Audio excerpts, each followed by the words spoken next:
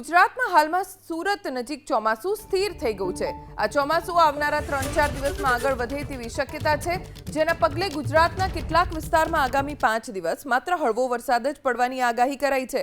Monsoon trough ઉત્તર તરફ ખસી જતા ગુજરાત તરફ ભેજયુક્ત પવનનો પ્રવાહ નબળો પડ્યો। અરબી સમુદ્ર પર મજબૂત લો પ્રેશર સિસ્ટમનો અભાવ હોવાથી ગુજરાતમાં વરસાદ લાવતી સિસ્ટમ વિકસી ન હતી। રાહતની વાત તો એ છે કે હવે 3 દિવસમાં ચોમાસું આગળ વધે તેવી પરિસ્થિતિ બની છે। અરબી સમુદ્રમાં ભેજયુક્ત પવનો મજબૂત બનતા ગુજરાતમાં આગામી દિવસોમાં વરસાદની પ્રવૃત્તિ વધવાની, ઘણા જિલ્લામાં વરસાદ પડવાની પણ શક્યતા છે। 5 દિવસ દરમિયાન દક્ષિણ ગુજરાત, સૌરાષ્ટ્રના કેટલાક વિસ્તારમાં વરસાદ વરસવાનું અનુમાન છે। મોન્સૂન ટ્રફ ઉત્તર તરફ ખસી જતા ગુજરાત તરફ ભેજયુક્ત પવનનો પ્રવાહ નબળો પડ્યો। અરબી સમુદ્ર પર મજબૂત લો પ્રેશર સિસ્ટમનો અભાવ હોવાથી ગુજરાતમાં વરસાદ લાવતી સિસ્ટમ વિકસી ન હતી। રાહતની વાત તો એ છે કે હવે 3 દિવસમાં ચોમાસું આગળ વધે તેવી પરિસ્થિતિ બની છે।